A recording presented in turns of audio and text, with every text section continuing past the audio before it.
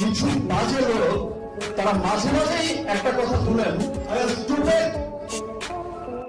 বেরিয়ে সাকিবের পরিবারের চূড়ান্ত প্রতিক্রিয়া, বুবলির আচরণে কি বললেন মা ও বোন, ফাঁস হলো আবার নতুন তথ্য।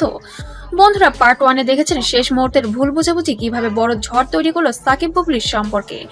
কিন্তু এবার আসল কাহিনী শুরু হচ্ছে, কারণ এবার সামনে আসছে সাকিবের পরিবারের অভ্যন্তরীণ প্রতিক্রিয়া, যা এখনো কেউ শোনেনি। পরের দিন সকালে পুরো বাড়িটাই ছিল অদ্ভুত নিস্তব্ধ।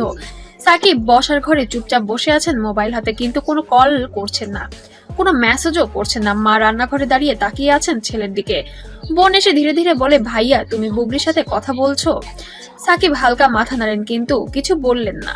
বোনের চোখ বুঝে যায় গত রাতে ভুল বোঝাবুঝি বেশ গভীর ক্ষত তৈরি করেছে। সাকিবের মা নরম সুরে বললেন, বাবা রাগের মাথায় কোনো সিদ্ধান্ত নিও না, সব সম্পর্কই এমন হয়। সাকিব তখনই বলেন, আমি রাগ করিনি মা, আমি শুধু বুঝতে পারছি না আমার জায়গাটা আসলে কোথায়। মায়ের চোখ ভিজে ওঠে, তিনি বুঝতে পারেন ছেলের মনের অবস্থা খুবই নাজুক। ঠিক তখনই বাড়ির গেটে বেল বাজে। বুবলি নন, বরং বুবলির একজন ঘনিষ্ঠ সহকর্মী এসে উপস্থিত। তিনি নাকি সাকিবকে বোঝাতে এসেছেন, ভাই বুবলি আসতে পারে নাই, অনেক চাপ ছিল, ভুলটা ছিল পরিস্থিতির, বুবলির না। সাকিবের বোন তখনই বলেন, কিন্তু আমরা সবাই অপেক্ষা করেছিলাম, একটা মেসেজ দিলেই তো হয়। পরিবারের ভেতরে তখন হালকা উত্তেজনা তৈরি হয়। সব কথা শোনার পর সাকিব আর সহ্য করতে না পেরে তিনি একটু জোরে বলেন, আমি কখনো পরিবারকে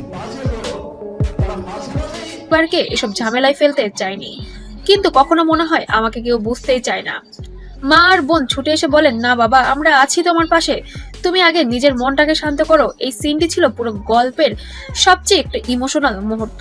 সন্ধ্যায় সাকিবের মা বলেন, আজ রাতেই বুবলি যদি কথা বলতে আসে তো একসাথে বসে আলোচনা করব। বোনও বলেন, সব পরিষ্কার করে ফেলো ভাইয়া, না হলে ভুলগুলো আরো বাড়বে। পরিবার আশা করেছিল বুবলি হয়তো আসবেন, সবটা খুলে বলবেন, কিন্তু রাত বাড়লো, ঘড়িতে 11টা-12টা, বুবলি আসেননি, একটি কলও আসেনি। মায়ের চোখে তখন উদ্বেগ, বোনের মুখে হতাশা, আর সাকিব মুখে নিস্তব্ধ সিদ্ধান্ত। শেষে সাকিব বলে ফেললো, আমি সম্পর্কটা জোর করে টিকিয়ে রাখতে চাই না, যেখানে বারবার ভুল বোঝাবুঝি আসছে। মা ধীরে বলেন, বাবা তোমার সিদ্ধান্তই শেষ কথা, যা তোমাকে সুখী করে, আমরা তাতেই আছি তোমার পাশে। পুরো পরিবার নীরবে সায় দেয়, এবং সেই রাত থেকেই সাকিবের সিদ্ধান্ত আরো দৃঢ় হয়ে ওঠে।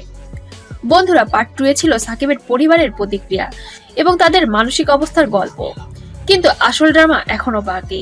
কারণ পার্ট 3-তে আসবে সেই রাতের পর বুবলি কি করলেন, কেন তিনি বাড়িতে আসলেন না, এবং কখন প্রথম জানালেন সাকিবের সিদ্ধান্তের কথা। পার্ট 3-তে কি হচ্ছে সেটা জানার জন্য অবশ্যই আমার চ্যানেলটিকে সাবস্ক্রাইব করে পাশে থাকবেন। আর ভিডিওটি যদি ভালো লাগে অবশ্যই লাইক, কমেন্ট এবং শেয়ার করবেন।